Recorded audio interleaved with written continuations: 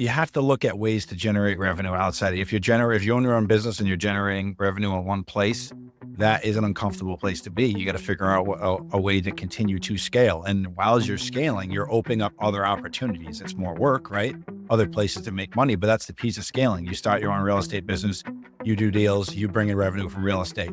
And then as you're doing that, you're building your team. Now you're trying to get eyes on you. Now you're going to social media and you're doing podcasts like we are, or you're doing clips of these social media, of these podcast clips on social media, right? And it's just trying to get eyes to then bring more eyes to you so that you can go ahead and reach a bigger crowd or be a bigger viewership so that you can go ahead and be able to help more people. Welcome back, everybody, to Real Estate Junkies Coast to Coast. I am your West Coast representative.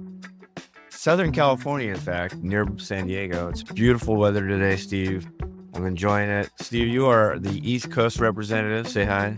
Hello, Russell. We got some colorful, pretty leaves out there right now. I got my chain out, which means I'm obviously serious. So let's do this. Let's do this. All right. Yeah, awesome stuff. This episode, we're going to do some systems, right? So again, the 3 pillars that we mainly talk about: mindset, skill set, and systems. We're going to talk about systems, more specifically social media, and how to utilize that in your business. Then we're going to the game plan today. We're going to get into one of my deals that I'm working on in AO, which is called a sign out or an executive lease purchase.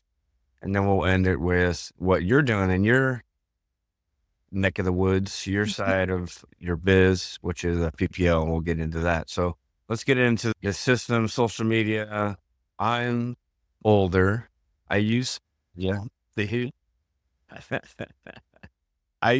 media, but I'm not like great at it. We use TikTok and Instagram for this podcast, and I wanted to get your thoughts because I think we need to expand, or we probably need to do a little bit more. But describe.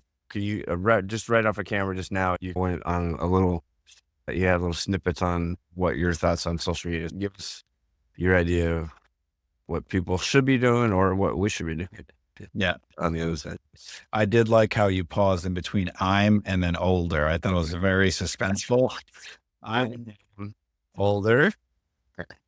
I'm not as old, but I'm probably in the same boat as Russell when it comes to social media, but I do pay very close attention to the people who are successful with it. And social media is like a whole nother part of your business, right? Whatever it is you're doing. Say, obviously we talk about real estate, but it comes with learning a craft first, right? You're not going to go on social media and talk about something nothing about. So it starts with learning everything about your business so that you can articulate what it is that you're trying to articulate and find the people who find value in whatever it is that you do. And I think probably the tougher part about social media, outside of the things we're going to get into, is that you have to accept the fact that it's a long-term play. People have to see your face over and over again to start being familiar with you, to then establish an interest, right? Like to just post one thing and then people are like, who's this guy? Or who's this girl? That's not really how it happens. Right. So it's about consistency. The people who are the best at social media, and let's continue to say real estate, are the people who post numerous times a day. Now, if you're going to post numerous times a day and you're doing all that stuff manually, it's a job. I remember, Russell, back when I first started social media for my real estate business, it was like this daunting task because I didn't know what it was that I wanted to talk about. I didn't understand that me just getting up there and just talking about lease purchase or creative real estate, like that's not super interesting. There's so much that comes into social media outside of the information that you're putting along, right? Or you're bringing to the table, that people want to know about you as a person. They first fall in love with you.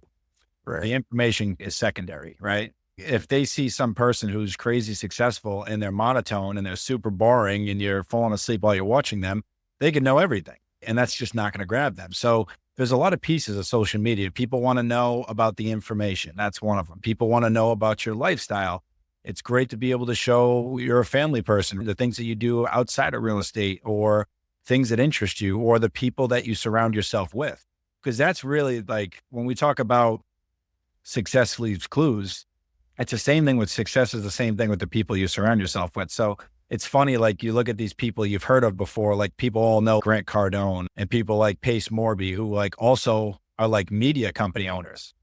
That's a lot of people don't know that, right? They're like, oh, this guy owns this company. This guy owns this company. But a lot of them they own a percentage of these companies, but they own 100% of the production company, which is producing so much volume of eyes, which then like you have to look at it this way. So Russell, you're buying houses, right? And here's where the value of social media comes in. So you're buying houses and you're doing deals on the side, you're bringing in income. That's awesome for your family. But then you're looking to get more traction. How do I do more deals when I can only be in so many places at once? What we first start doing is we scale by hiring people, right?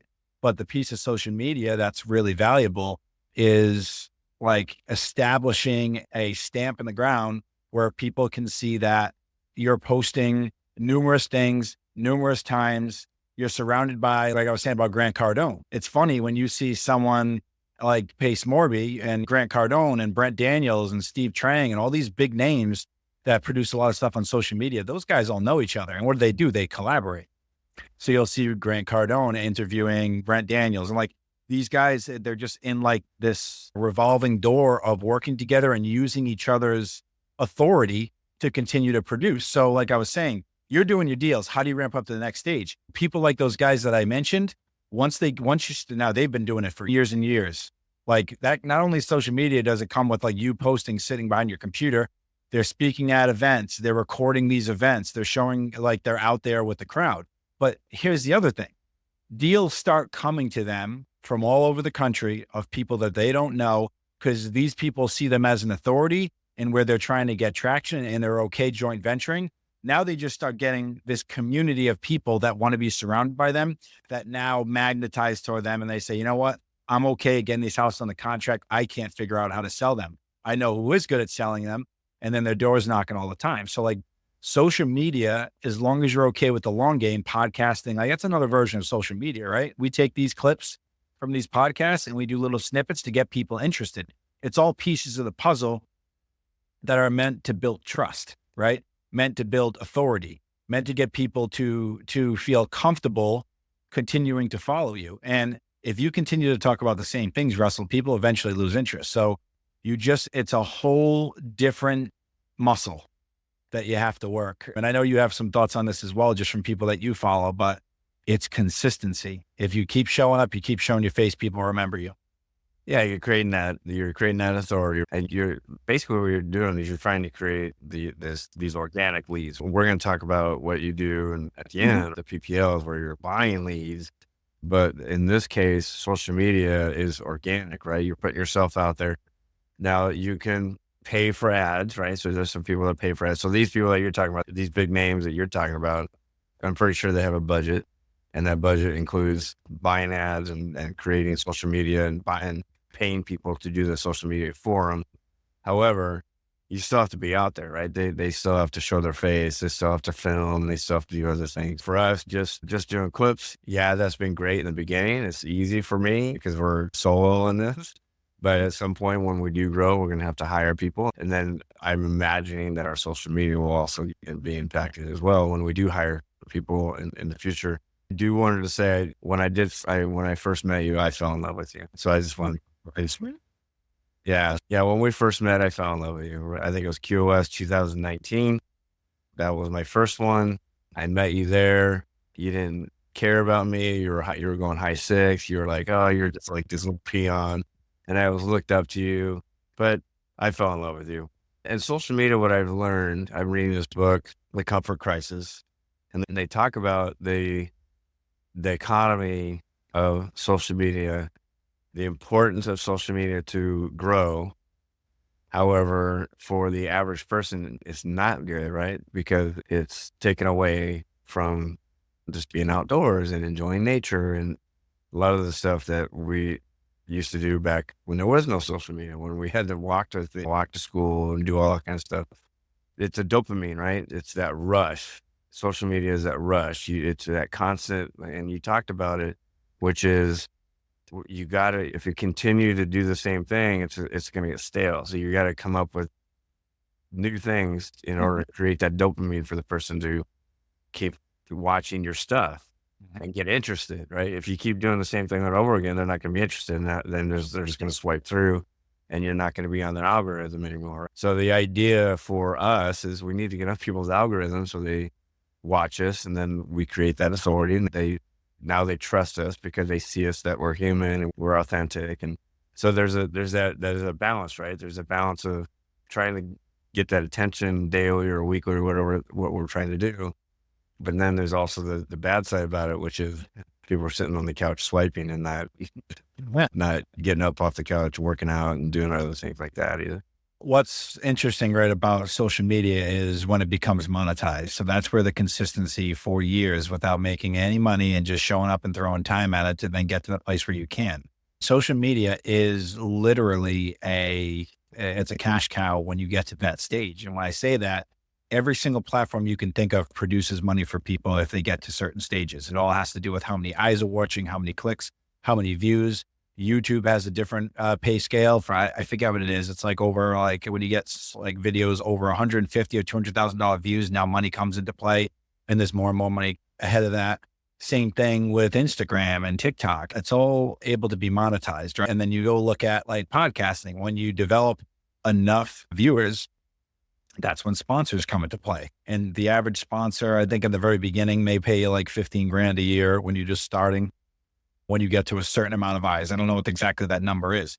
That's why people are using all these platforms. And you have to look at ways to generate revenue outside. If you own your own business and you're generating revenue in one place, that is an uncomfortable place to be. You got to figure out a way to continue to scale. And while you're scaling, you're opening up other opportunities. It's more work, right?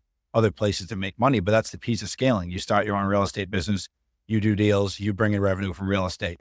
And then as you're doing that, you're building your team. Now you're trying to get eyes on you. Now you're going to social media and you're doing podcasts like we are, or you're doing clips of these social media, of these podcast clips on social media, right? And it's just trying to get eyes to then bring more eyes to you so that you can go ahead and reach a bigger crowd or be a bigger viewership so that you can go ahead and be able to help more people. And it's a business, but at the same time, there is no way that you can get traction if you're not providing value, right? Yeah. You make as much money as the value that you're providing. And I think it's just important to people to know that there's so many levels to get to where these people are. It starts with me and you using Zoom, right? To do our recording. But then there's what we're on now, like Riverside. Riverside is this product that allows you to, outside of the fact to record these, but then clip these into social media and have products that it's funny, like you have to start somewhere. Right. And then you keep on leveling up to use products so that you can utilize your time, which is everybody's trying to get back, to be the most efficient so you can do more things and be able to produce more revenue, reach more people. So it's just a lot to it, just like building the real estate business, building your social media, right? Building everything just has levels. You don't just jump from here to here unless you have some private investors that know what you're doing is going to be huge and want to fast track your success. So it's very interesting, the social media piece. And I follow certain people all the time because I love what they do, but it's very valuable. Without eyes, you're as small as you as an individual. Yeah, it's a long game. We're gonna pivot here in a second, but it's a long game. You talked about it. You got to be consistent. You got to be doing it, like you said, 3, 4, 5 days a week, so that people are when they're swiping, they're seeing your face almost on a daily basis. But you got to continue to do it over and over again. And so you got to have the discipline, right? Because a lot of people, they get bored themselves. They're just like, it's not working. I'm not getting enough clicks. And then they quit. And then when you quit, you're 3 yards away from the goal, right? And then somebody else is just going to come in and pick up where you left off. And then all of a sudden they're monetized and they're making the money like we talked about. Think about the algorithm too of this and like how people get traction. They go for years, they have podcasts, they're posting stuff, right? All it takes, like a lot of people, and there's all different niches, right? There's people who just do YouTube videos of stunts and stuff that attracts kids, like stuff like my kids always are watching stuff like unboxing and all these little niche things, right? There's a crowd for everything, but how it takes off is you have to have something that gets a lot of eyes, but like people will do the marketing for you. That's that share button, right? That share button on social media. All it takes is one post to people be like, oh my God. And then they send it to this person. and then it's like a complete spider web of these things happening. But that's why the consistency is so important. It could be one 15 or 30-second clip where someone's holy moly, and it could be anything. It could be something very small that we talk about that could make a big impact. Yeah. That's the piece of being consistent that's important. You never know about one specific thing at one moment that could be that big break of being able to reach a huge audience, because once you reach a huge audience, that little small gap to where you were before then could just make a 10 times viewership. And now you start holding people. Now they're watching you, and now you're building their trust all over again. You don't know that. Right. Like how many people outside of looking at the KPIs of viewership, but that's how it happens. It comes in these big jumps. You just don't know when it's going to happen. So you just keep showing up blindly and trust the process. Yeah. So do I need to say something like really, creative? And anyway, let's pivot to game plans. An AO, also called an executive lease purchase. I've been talking to an investor. He bought it for his family. They live up in the mountains. If you guys don't know anything about Southern California, we have a city called Big Bear. It's in the mountains. Where we live, Steve, I'm an hour away from the beach, we're an hour away from the desert, and then I'm an hour away from the mountains. Wow. So in any direction I can go to the sand and ride dune buggies or whatever, or I can take my surfboard and go surfing an hour away, or I can take my snowboard and go up to the mountains. Just all that stuff's an hour away from me. That's So this place is up and called Big Bear. He bought it for his kids, and then because he wanted to go skiing, but he later learned that the kids didn't like skiing. This is like buying a pool you think your kid's going to love. They can waste, and then you're stuck vacuuming in the pool by yourself. Yeah. So he's okay. That didn't work out. So he wants to sell it now. So I called him, and that's what he's trying to do. He's just trying to sell it. He has renters in there month to month. So he liked our idea, which is, if you guys don't know, an executive lease purchase is we agree on a price. We agree on a monthly what they want typically, and then we take it to our rent-to-own market. We find a rent-to-own buyer. We get a non-refundable down payment from this buyer. We split that down payment with the seller, and then we assign the buyer to the seller. Now the seller becomes a landlord at that point. However, these are renters, these are buyers, so they're not going to trash the place. They're going to treat it like it's their own place. So that's a quick overview of what an AO is. So he liked that idea, but we'd have renters in there. So I said, hey, here's what we can do. I can do an AO, but we have to kick the tenants out. They're month to month. Or I can take on the tenants, so I can buy it sub 2. So I gave him those two options. I can buy it sub 2, take on the tenants, keep them in there for a year, and then I can pivot and do whatever I want after their lease is up. So he liked that idea. He wanted a shorter term, so then we went back to the AO. Sent out a contract, and he came back, and my wife put the kibosh on it. So talk about when you were coaching, you were real good at getting sellers to have all the decision makers on the phone. I made that mistake. I made that mistake of not getting the wife and explaining this AO, right? The husband loved it. This is great. And then the wife comes in and says, I don't like it. Or explain, maybe if I were brand new to real estate, how would you coach me on getting everybody on the same page? So first off, when you're having conversations with the seller that everything's going super well and the understanding's there and they're excited and they're wanting to do it, it's easy for you to look over if there's any other decision makers, even if you've been doing it forever. I've done that numerous times. The best way, the workaround up front, so you don't do the extra work, is you have that pre-qualified conversation with whoever it is, the husband or the wife or whoever the partners are in the house, to see is this a fit? Is there interest? Okay, there is.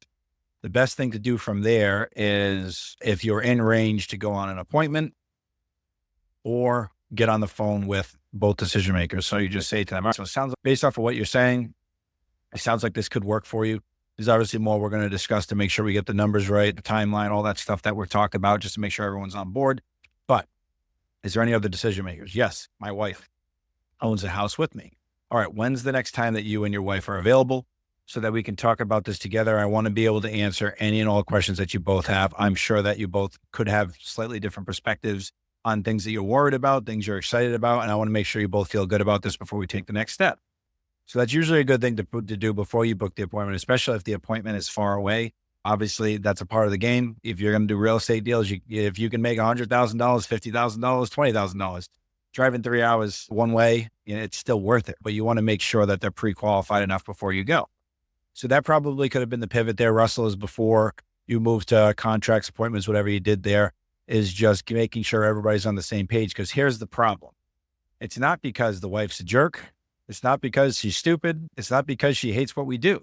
You can't expect an owner of the property who's not an expert in creative real estate to relay the message to the wife in the way that you did that makes sense. He could have just said things that were red flags because he couldn't deliver it like you. So when you put the deal in the hands of the person who can't potentially articulate it the same, and then he doesn't have answers when she has answers, when she has questions, right? Because that's the whole point, is that they both have questions. We field them. We make them feel comfortable. We also let them know, you're right, this isn't a fit because of this, or this is a fit. And yes, that actually is the case. No, actually what you were thinking, it actually doesn't work like this. This is how it works. Or, oh, you're worried about the tenant. Well, this is what we can do to make it so it's a much easier transition for you. She could ask the husband all these great objections that she would ask us. That's taken us years to be able to handle and explain and make them feel safe with this experience. If I was to guess, Russell, when she said, what are you talking about? He was like, I don't know. It sounded pretty good to me. He's going to put a renter in, but he didn't say it. He said renter. So that's a kind of a word that's very abrasive. Instead of saying tenant buyer, someone who's invested in the house that's going to put money down. Yeah. Like the whole scripting that he was using to tell his wife, whether he was trying to sell her on it or just tell her, he may not have enough information to be able to make her feel at ease. And what ends up happening when these moments happen is the person on the other end says, this sounds off. I don't like this. This sounds dangerous. This does not sound safe for an investment for us. This is also a house that we've taken care of for years. What if it gets trashed? All of the biggest objections that we got so good at answering, he has no idea how to answer them. So instead of saying, let's get on the phone with Russell and figure this out, there could just be so much fear attached to this conversation she had with her husband that now they're not going to talk to you, right? Or at least for right now, maybe there needs to be a little bit more pain threshold to now enter into this conversation again. So people go cold, they ghost you, they try something else for a little bit, hire another realtor. They may even rent it for a year. They may just keep it because the fear of not knowing is very uncomfortable. And that's probably what happened. And it doesn't mean that there's not a deal. It just means that we got to figure out a way to communicate to get both people on the phone. And that's probably the way to get back into this, Russell, which I'm sure you probably did just because I'm learning about this deal now. The next piece would be, what's the name of the seller? Albert. You'd be like, hey, Albert, completely understand. Your wife probably needs peace of mind at this. It's completely okay if it's not a fit. I get it. It either is or it isn't. But when is your wife available so we can all talk? I can make sure questions are all answered. If it's not a fit, I promise you, I will be the first one to tell you. There's a million houses to buy out there. I'd love to put you guys in a position to make much more money. But if there's something out there that's a better fit for you, I'll be the first one to tell you. Yeah. So trying to re-engage that conversation and see when she's on the phone, because the realistic side is this deal doesn't happen unless she's comfortable with it. 100%. Yeah. And so her objections, because it was a $500,000 home, I laid it out, and hey, we're going to get about a $50,000 down payment. I'm going to split it 50-50, and then her objection was, okay, we get this 50, but what if they don't get a loan and cash us out in 2 years? What's going to happen? So that was our biggest fear, is that 2 years later, these tenant buyers put money down, a big chunk of money, but they didn't qualify for a loan, and their lease is up. So that was our biggest fear. So I just need to, again, I need to isolate that objection. And then, okay, so if I were to prove to you that the majority of tenant buyers that we deal with get you to the finish line, what's preventing us from moving forward, right? Yeah. And are they right now using that as a rental, or is it just sitting there as a vacation home that's not really doing anything currently? So they have renters in there that are month to month. And I met the renter. They're real cool. They wouldn't be the type that would do the rent to own. They look like they were strapped for cash. They're paying on time, and they were really nice people. So that's why I was like, hey, I'll take the tenant on if that's something you want me to do. It's not a dead deal. There's a little speed bump with the wife not agreeing on what's going on because I didn't get her involved. All right, let's play around with this a little more for scripting for this next conversation. What's the value of the house that you guys were agreeing on? 500. 10% is 50K. Probably get what, first, last, and deposit They're probably getting that now. for a renter when they put Oh them. yeah, You know what the monthly payment that they would be renting it, or they are renting it for? I believe it's 2,400. 2,400. So if they got those three, that's somewhere around 7,200 a month. All right. So I would ask them this. I completely understand that you're worried if they don't buy the house. The people in the house, I know that right now they're paying, right? Life events happen. People lose their jobs. If they stop paying, what do you have to do? They're going to say, we're going to have to evict that. I said, all right, that sucks. And all you have is that $7,200, right? Okay, got it. So let's say we put a tenant buyer in the house and they put 10% down. All right. You have over 3 to 4 times as much money down if that was to happen again. Do you feel more safe if you have a renter in the home that stops paying, or somebody that gave you $25,000 in your pocket, you get them out? You just tell me. Obviously, I want you to answer. If you guys feel that you're more comfortable with the renter, keep that. Sounds like that's what you guys should do now.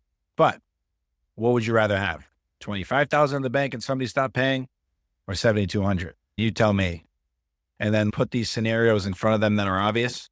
Let them choose and let them. It's all about painting a picture in real estate, I think, is what gets people to move forward. Whether you're doing creative, wholesaling, or you're doing anything, flipping, you got to be able to create those scenarios that they're worried about, but then paint a picture of the actuality of things, how things would look if they stayed where they're at, they went with you and the same problem happened. Where would you be more protected? And I think that's going to be a valuable piece, because as much as it like makes logical sense in our brain, Russell, it would make logical sense in their brain too, but they may not even be thinking about that. So I think a big piece of getting houses under contract is never assuming that everybody understands everything you're saying, even though it makes sense for you. Guess what? You've been training on this for years. Yeah. And if you remember the beginning of this, it didn't really make sense, right? It was like I had to do this over and over again and explain things to people without not being 100% sure for a while until I like really got it. So you got to just treat those people you're talking to like they just came into the community. They'd never done a creative deal before, and they're learning it too. They're learning it with you, and you are their guiding light. So they have to feel 100% secure and believe in you as the authority for them to even do something that they've never heard before. And you have to make sure that you've gone through everything so that they feel that they are not only in control, but they understand all scenarios, the greatest scenarios, the worst scenarios, what it looks like in those two scenarios when things are going great and things aren't.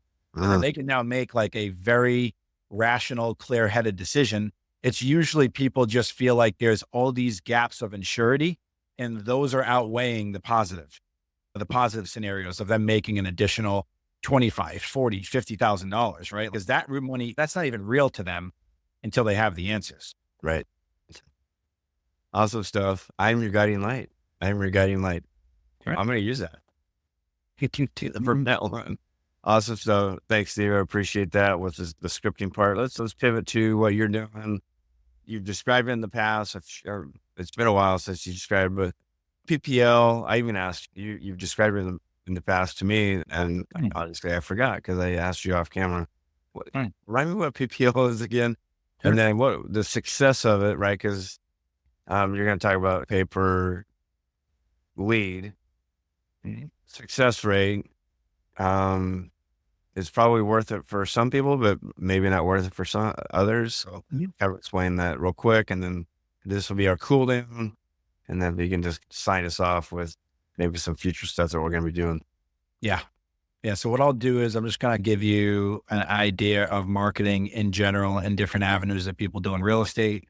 What we're going to do as well, just to get ahead of it, is we're going to have a pay per lead expert that we're going to interview that's going to explain the ins and outs. I'm not going to go deep, but I'll give you the avatar investor who's looking for leads for something like this. So PPL stands for pay per lead. Now there's numerous types of marketing. People cold call and they hire VAs, right? They procure lists from like PropStream, PropWire, Batch Leads. These are all just products where you can put in specific areas in the country in very specific filters and situations: out of state, free and clear, low equity, high equity, vacant land, vacant homes, and you can like hone in on a very specific, as much as I think a zip code, and then it'll curate a list of potential leads that don't even know that they're leads, right? That's how people are able to find these deals.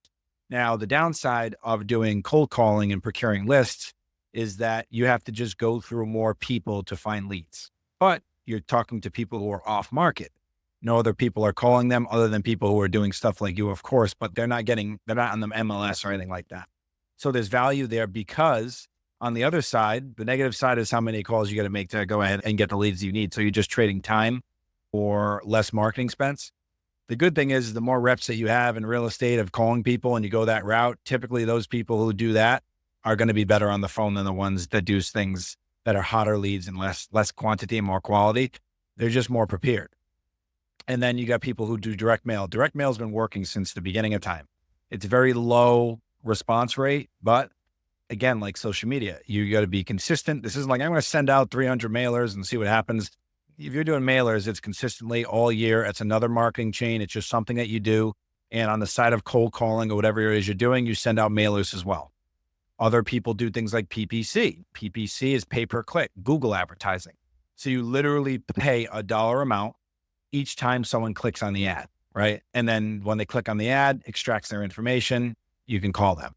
That's another way of doing it. It's expensive. People do it on Facebook. That's a version of PPC. It's not like a very high level PPC, because social media leads, they're not as quality, right? Because a lot of tire kickers.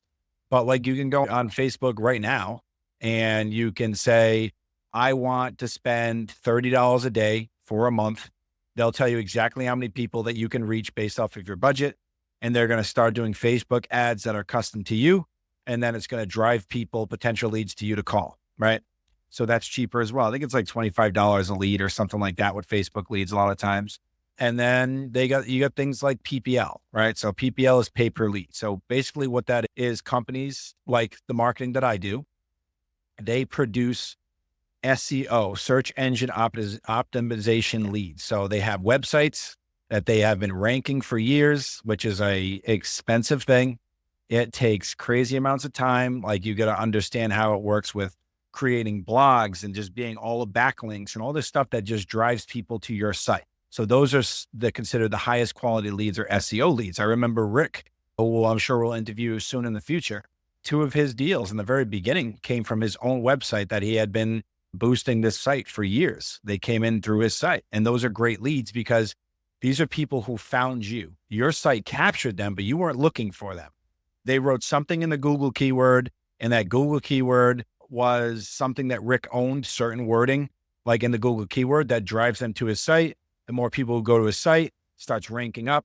And so that's the big piece, right? People who have the highest ranked sites, when you write buy my home, San Diego, like you're either going to be the first, you could be the 40th, three pages down that no one will ever see, but you always start lower. So say companies like Property Leads, who I'm a team member with, they have some of the most top ranked sites in the entire country. There's a bunch of PPL companies out there, all different kinds of quality, great ones that are newer. They don't really outreach a lot of people, but like Property Leads produces something like 18,000 leads a month nationwide. And that comes with a cost, man. That is not cheap. It's millions of dollars potentially a month. These are big dogs, right? This is how you produce leads so that people who are trying to scale fast can buy these leads for more money, but they have a much shorter lead to contract ratio. So let's just make an example. I don't have the exact numbers in mind, but from talking to hundreds of people a week who also has cold calling as one of their marketing channels, like I say, all right, so what are you doing right now for marketing? Like, how are you getting leads before you talk to me? And they'll say, oh, I have 3 VAs and we just cold call. We pull lists off of PropStream. We pull like a $3,000 person list for houses. And then they skip trace, which means like you get the house, but you don't have the number. So you pay individually a house like 12 cents to be able to get their contact information. Mm-hmm. And then your VAs just rip through that and they just provide you with the motivated leads. Now, with PPL, first off, let me go back to this with the cold calling. Yeah, they may go through 3,000 dials, right? But maybe out of those 3,000 dials, they got, I don't know, so let's say 10% of that. They got 300 leads. That's actually really good. So they got 300 leads out of that. Now, with those 300 leads, how many of those leads after they've cold call turn into a contract? Yeah, let's say a contract, a property under taken, we call it in the community, taking a property under contract. Mhm. And a lot of times the numbers for cold calling is every 150 leads, they get a contract. So you have your VAs that you're paying a month to make all those dials to get you those 150 leads. You're now stepping in to call those 150 leads. That's where you step in. I don't want to do all that sifting. You pay someone to do it. That month might have cost you for three VAs, $150 a piece. You may have spent whatever that is, $450 just for the VAs, probably another couple $100 for the skip tracing and everything. And then you start calling.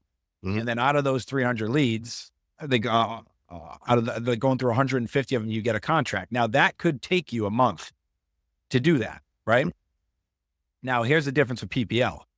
PPL is direct to seller, right? So like I said, they found you because your top ranks are grabbing them when they write stuff in the Google search engine. It grabs them. And then once it grabs them, they fill out a form.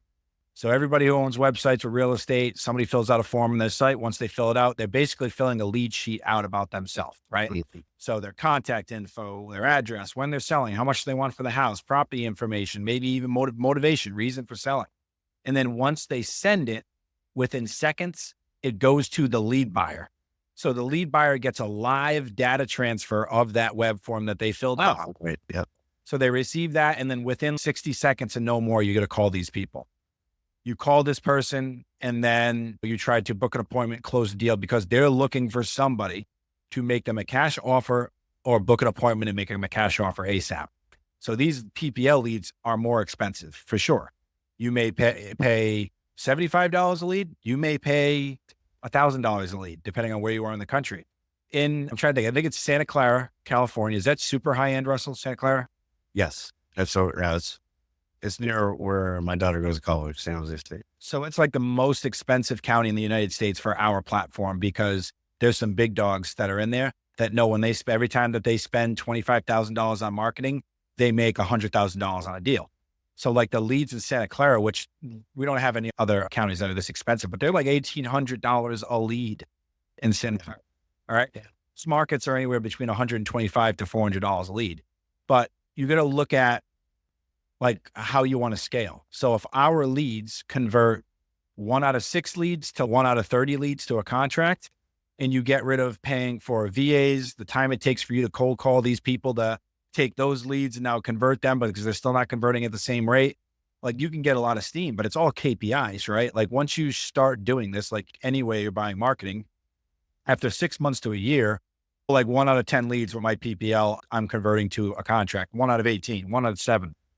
It's all depending on your skill set.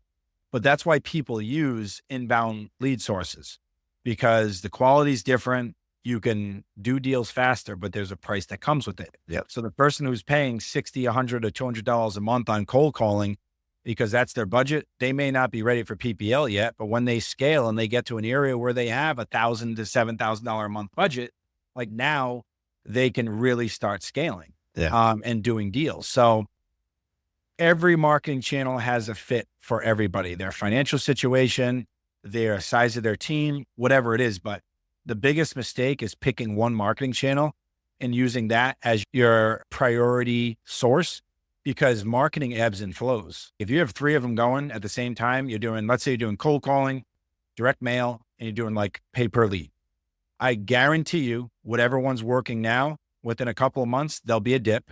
And then you'll see another one that's working better. And then there'll be a dip and they just go back and forth because there's seasons, right? There's seasons to everything. Right. So what we'll do is we'll get somebody on that we're going to interview who's an expert in PPL, who can explain this even deeper than me and give you an idea of who's doing this type of stuff, what kind of success they're having, who it's not a fit for, and what it looks like potentially going forward too, if you want to try it out. Yep. And again, you said a small percent it's good for creative people that create a real estate space. So it's not just for wholesalers and fix and flippers, right? It could be for these creative things that we're doing. Yeah. Santa Clara, it's the Silicon Valley. It's where Google and Adobe are. So that's probably why it's such a high end area. Sure. Steve, awesome job. Great seeing you again. Yeah, let's start getting some people on here to expand what we're trying to accomplish, which is we're real estate junkies, right? And real estate junkies is broad, right? Real estate is super broad. It's not just about Mhm. creative. You know, that's what we primarily do. There's other things that you can do in real estate, and we'll start bringing some people on to expand on that. Love you, Yeah. buddy. Hey, you're my guiding light too, Russell. And the first time I saw you, I didn't tell you, but I was in love with you. And I want to make sure you knew that. There you go. All right. You have a good week. We'll see you All next right. week. Yeah, take care, buddy.